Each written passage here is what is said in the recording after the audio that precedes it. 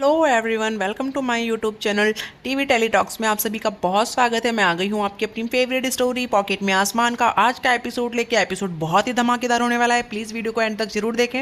Episode की शुरुआत में हम देखने वाले हैं कि जो वो रानी को ही ब्लेम देता रहता है, पर यहाँ पे रानी जो होती है वो ये बोलती है कि अच्छा 5 साल तो तक दीजिए को इस बात का पता नहीं चला कि उसकी बेटी है भी कि नहीं है। उसने कभी कोशिश नहीं की उसकी बेटी से मिलने की और कभी उससे उसके पास जाने की, और उसकी बेटी किस हालत में है, कैसी है, उसने कभी कोशिश ही नहीं की। इसीलिए मैंने इस घर को छोड़ दिया था। मुझे नहीं पता था कि ये इस तरीके से इतना सोच रहा है। और रही बात दिग्विजय की और अनीशा की, तो मैं इन दोनों को जानती थी कि ये दोनों एक दूसरे से प्यार करते हैं और ये दोनों एक दूसरे के साथ खुश है। इसीलिए मैं इस परिवार को और इस घर को छोड़ के चली गई थी और दिग्विजय को भी अकेला छोड़ दिया था मैंने। पर मुझे अब नहीं तो इन पता था दोनों की कि ये सब शादी भी होने वाली है। और रही बात मेरे इस शहर में रहने की और मेरी बेटी है, तो ये बात तो अनीशा को पता थी। पर अनीशा जो होती है वो इस चीज़ के लिए फिर से इसको झूठ बोलती है कि मुझे ऐसा कुछ भी नहीं पता था। मुझे तो मिस्टर धवल ने ऑफ़र दिया था कि उसके लिए बहुत अच्छी जॉब है और अच्छी प्लेसमेंट है, तो वहाँ पे उन्होंने ही स्पेशली इसके लिए रानी के लिए बोला था कि आप उस नर्स को यहाँ भेज दीजिए, इसलिए मैंने इसका प्रमोशन करवाया था और कोई बात नहीं थी। तभी यहाँ पे हम देखते हैं कि जो रानी जो होती है वो बोलती है कि मुझे मेरी बेटी वापस कर दो, बस मैं अपनी बेटी को यहाँ से लेके चली जाऊंगी और मैं आप लोगों की लाइफ में कभी भी इंटरफियर नहीं करूंगी और मैं बहुत दूर चली जाऊंगी। मुझे नहीं चाहिए कुछ भी आप लोगों से। तभी यहाँ पे हम देखते हैं कि जो नारायणी होती है वो बोलती है कि तू ऐसे कैसे बोल सकती है कि तू इसे लेके चली जाएगी। अब वो बेटी कहीं यहाँ से कहीं नहीं जाएगी वो लड़की। तभी यहाँ पे हम देखते हैं कि वो इस तरीके से जब बोलती है तो बहुत ही डर जाती है रानी की, कहीं ये लोग मेरी बेटी को छीन ना ले मुझसे। और यहाँ पे दिग्विजय जो होता है वो इस तरीके से वो भी कहीं ना कहीं मायूस होता है कि ये सब सोच के कि उसकी बेटी अगर उससे दूर हो जाएगी तो क्या होगा। और यहाँ पे हम देखते हैं कि नारायणी को जो उसकी जेठानी होती है वो समझाती है और उसके जो जेठ जी होते हैं वो समझाते हैं कि तू ऐसी कैसी बातें कर रही है, इतनी छोटी सी बच्ची है, वो इस तरीके से अपनी माँ से दूर हो जाएगी तो कैसे रहेगी, वो तुम्हें ये तो समझना चाहिए। एटलीस्ट वो छोटी बच्ची है, अभी 5 सालों तक वो उसके साथ ही रही है और 5 सालों तक उसने ही उसका देखभाल और परवरिश की। और यहाँ पे हम देखते हैं अनिशा जो होती है वो इस सब चीज़ों से बहुत ही डरी सी रहती है, कहीं अब ये इन दोनों के आने की वजह से रानी और ध्वनि के आने की वजह से उसकी शादी ना रुक जाए। और यहाँ पे हम देखते हैं कि जैसे ही फिर ये सब सुनती है नारायणी, तो फिर वो लड़की को बुलाती है, ध्वनि को बुलाती है और ध्वनि जो होती है अपनी माँ के पास आके फिर वो दोनों वहाँ से चली जाती है। और यहाँ पे हम देखते हैं कि जो दिग्विजय होता है उसे जाते हुए देखता है तो बहुत ही इमोशनल हो जाता है। और जैसे ही वो वहाँ से जाती है तो वो उसको हाथ हैंड शेक करने लगता है, पर वो कुछ नहीं करती है। फिर उसको बाइक करता है, पर जो ध्वनि होती है वो अपना मुंह फेर लेती है। और यहाँ पे हम देखते हैं कि जैसे ही वो घर पे आती है तो जो दिग्विजय होता है वो तुरंत ही लॉयर को कॉल कर देता है, मिस्टर भाटिया को। और वो जैसे ही उनको कॉल करता है वो बोलता है कि कैसे भी करके मुझे मेरी बेटी की कस्टडी दिला दो। और यहाँ दूसरी तरफ हम देखते हैं कि रानी जो होती है वो बहुत ही डरी सी रहती है, सहमी सी रहती है। और यहाँ पे जो आई होती है वो उसे पूछती है कि क्या हुआ बेटा, तू क्यों इतना परेशान है, तो इस तरीके से हिम्मत हार जाएगी तो ध्वनि को कैसे संभालेगी। तो वो बोलती है कि आई मुझे पता नहीं चल रहा है, मैं समझ नहीं पा रही हूँ। इतने समय तक जिस डर से मैं इतनी दूर थी, इतना भय था मुझे इस बात का, पर वो आज डर मेरे सामने आ गया है। वो चीज़ें मेरे सामने हैं कि मेरी बेटी को कभी भी मुझसे छीन के लेके चले जाएंगे।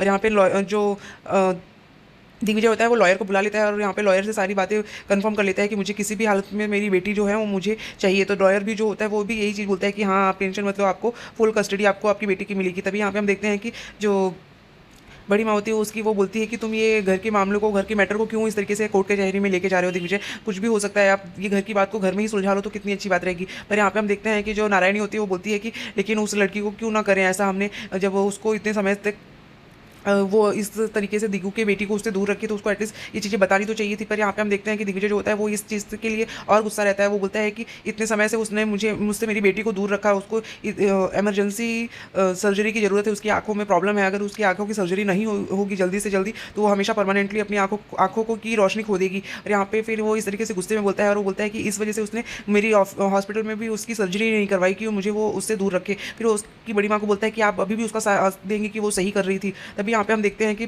दिग्विजय बहुत गुस्से में रहता है। और यहाँ पे रानी भी बोलती है कि आई आप उसे नहीं जानती, मैंने उसकी आंखों में वही गुस्सा और वही जिद्द देखा है जो हमेशा पहले से था। और इस बार तो वो पूरी प्लानिंग के साथ आएगा मेरे पास, क्योंकि उसे फुल कस्टडी चाहिए होगी। तो यहाँ पे रानी जो होती है दिग्विजय को बहुत अच्छे से समझ चुकी होती है। वो उसे बोलती है कि रानी जो होती है वो बोलती है कि आई आप नहीं समझती, अगर ये 5 साल में मेरी लाइफ बहुत अच्छी थी, पर मैं अब ध्वनि के सिवा और मुझे कुछ नहीं चाहिए, क्योंकि मैं उसके सिवा बिना नहीं रह पाऊँगी। मैंने बहुत कोशिश की है कि अपने आप को, अपने अतीत को ध्वनि से दूर रख पाऊँ, लेकिन पर यहाँ पे जो अतीत है जो मेरे सामने आ ही गया और मैं अभी कैसे उसको। रानी जो होती है वो बोलती नहीं आई मैं उसे पूरा प्यार दे सकती हूँ, पर मेरा सारा प्यार ध्वनि के लिए ही है, लेकिन अगर वो मुझसे दूर चली जाएगी तो मैं कैसे जीऊँगी। तो यहाँ पे दूसरी तरफ हम देखते हैं कि अनिशा जो होती है वो अपने ड्रामा करना स्टार्ट कर देती है। वो अपने ड्रामे में सबसे पहले पिंकी भाभी को ही खींचती है, क्योंकि वो उसे ऐसा लगता है कि केवल यही भरोसा कर सकती है। यहाँ पे पिंकी जो होती है वो बोलती है कि अगर तूने कुछ किया है तो मुझे बता दे सच सच, अगर तूने कुछ भी रिपोर्ट के साथ छेड़छाड़ किया है। तो वो बोलती नहीं भाभी मैंने ऐसा कुछ भी नहीं किया, जो डॉक्टर ने रिपोर्ट दिया मैंने वो सिर्फ दिग्विजय को दे दिया डायरेक्ट। तो यहाँ पे हम देखते हैं कि वो उसकी बातों पर विश्वास कर लेती है। और फिर जैसे ही वो विश्वास कर लेती है तो बोलती है कि जो अनिशा होती है वो फिर से चाल चलती बोलती है कि बस अब आपने कर लिया है, मुझे मुझे यही यकीन सबको दिलाना है। और जैसे ही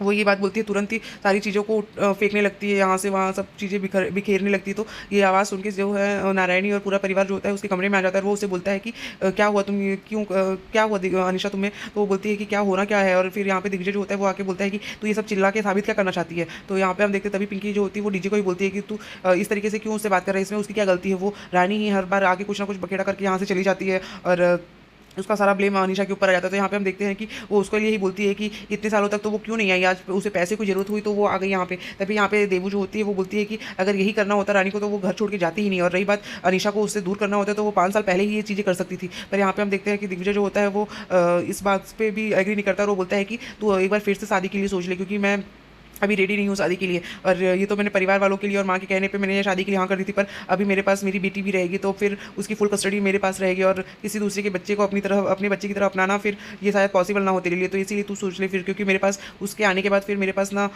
टाइम बचेगा तेरे लिए और ना ही तेरे लिए कोई प्यार बचेगा। तो ये सुन के जो अनिशा होती है वो और शॉक रह जाती है, क्योंकि उसे ऐसा लगता है कि ये क्या कह रहा है और इस तरीके से अगर वो करेगा तो फिर तो ये शादी शायद ही हो। और यहाँ पे हम देखते हैं कि दिग्विजय जो होता है वो अपने फैसले पे पूरा कॉन्फिडेंस रहता है और वो बोलता है कि जब तक मेरी बेटी मेरे पास नहीं आ जाती तब तक कोई भी मुझे किसी भी तरीके का डिस्ट्रैक्शन नहीं चाहिए प्लीज़। और फिर यहाँ पे जो नारायणी होती है वो बोलती है कि लेकिन तू शादी के लिए क्यों मना कर रहा है। तो वो बोलता है कि माँ शादी बाद में भी हो सकती है, लेकिन मुझे अभी मेरी बेटी चाहिए भी हर हाल में। तभी यहाँ पे हम देखते हैं कि इस जो अनिशा होती है वो आके उसे बोलती है कि क्या हुआ, तुम ये शादी नहीं करोगे मुझसे, मेरे साथ शादी नहीं करना चाहती। तो वो बोलती है कि बात उसकी नहीं है, लेकिन मैं नहीं चाहता कि मुझे किसी भी तरीके का डिस्टर्बेंस मिले और मैं इस तरीके का कोई भी हेडेक लेके नहीं चल सकता। और तो फिर तुम एक बार फिर से सोच लो इस शादी के बारे में। तो जैसे ही अनिशा ये सब सुनती है तो वो शॉक्ड रह जाती है। तभी दूसरी तरफ हम देखते हैं कि जो रानी होती है वो अपनी बेटी को सुलाती रहती है और उसको उसके बारे में ही सोचती रहती है, उसके सारे अच्छे यादों को याद करती है कि किस तरीके से वो दोनों साथ में रहते थे। और यहाँ अनिशा जो होती है वो बोलती है कि ये शादी तो हर हाल में होगी ही, क्योंकि अगर ये नहीं होना होता तो मैं ये सब चीज़ें पहले ही कर सकती थी। दूसरी तरफ हम देखते हैं कि जो दिग्विजय होता है वो याद करता रहता है ध्वनि को और ध्वनि से जुड़ी हर छोटी छोटी बातों को याद करता है, किस तरीके से वो दोनों छोटे छोटे टाइम स्पेंड किए थे थोड़े थोड़े। और ये सब देख के उसे बहुत ही याद अच्छा लगता है। और यहाँ पे हम देखते हैं कि वो उस पेपर को लेता है जिसमें उसका रिजल्ट जो होता है पॉजिटिव आया रहता है प्रेगनेंसी का।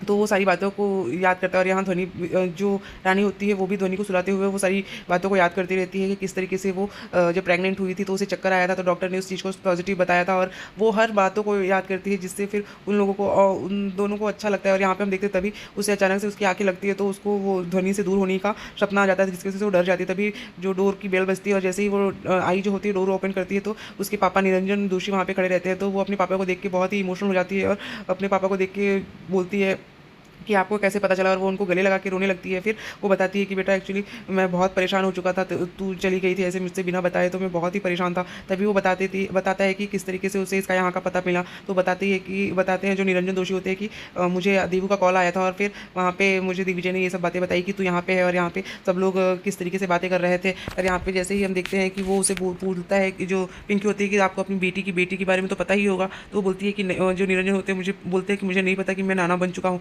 और सच में मुझे नहीं पता। तो ये सब सुन के सब शॉक्ड रह जाते हैं कि उसने आपको भी नहीं बताया। वो बोलती है कि नहीं, वो सिर्फ मुझे साल में एक बार चिट्ठियाँ लिखती थी मेरे जन्मदिन पे। और यहाँ पे हम देखते हैं कि यहाँ निरंजन जो होते हैं वो उससे बात करते रहते हैं और जो रानी होती है वो भी उनसे सारी बातें बताती है कि पापा मुझे समझ में नहीं आ रहा मैं क्या करूँ, मुझे ये लाइफ इतनी 5 साल पहले जब मैं इस शहर को छोड़ के अहमदाबाद छोड़ के मुंबई जा रही थी तो भी मुझे इतना डर नहीं लगा जितना आज मुझे इस शहर में रह के अपनी बेटी को खोने का डर लग रहा है। तो यहाँ पे हम देखते हैं कि वो बोलते हैं कि तू टेंशन मत ले, मैं हूँ ना, तेरा पापा निरंजन दोषी अभी जिंदा है और तुझे अब टेंशन लेने की कोई ज़रूरत नहीं है। तभी यहाँ पे हम देखते हैं कि वो उसे समझाने की कोशिश करते हैं और उसे प्यार से समझाते हैं कि तू टेंशन मत ले बेटा। तभी वो बोलती है ठीक है पापा। और यहाँ दूसरी तरफ हम देखते हैं कि वो जाती है, वो छुप छुप के किसी के कमरे में जाती रहती है। तभी यहाँ पे हम देखते हैं कि रानी जो होती है उसको उसके ऊपर शक हो जाता है और वो सोचती है कि ये गीता इतनी रात को यहाँ पे क्या कर रही है। तभी यहाँ पे हम देखते हैं कि वो सोसाइटी के अंदर जो जाती रहती है तो जो रानी होती है वो उसके ऊपर नज़र रखती है कि ये क्या कर रही है, क्योंकि वो जो मेडिसिन स्मगलिंग का काम कर रही होती है उसकी वजह से वो छुप छुप के किसी से मिलने जा रही होती है। तभी यहाँ पे हम देखते हैं कि जो रानी होती है वो उसके ऊपर नज़र रखती है। तो आज के एपिसोड में बस इतना ही है फ्रेंड्स, मिलते हैं नेक्स्ट एपिसोड में जहाँ हम देखेंगे कि रानी की बेटी की जो पूरी कस्टडी होती है वो दिग्विजय को मिल जाएगी और दिग्विजय के घर में रानी की बेटी जो ध्वनि है वो वहाँ पे रहेगी। और यहाँ पे हम देखते हैं कि रानी को भी 1 महीने के लिए दिग्विजय के साथ रहने के लिए जो कोर्ट होगी वो अलॉट करेगी। तो आज के एपिसोड में बस इतना ही, मिलते हैं नेक्स्ट एपिसोड में। होप सो आपको वीडियो अच्छी लगी होगी तो वीडियो को लाइक करना, चैनल पर नया है तो चैनल को सब्सक्राइब करना बिल्कुल ना भूलें। Thank you so much, Radhe Radhe.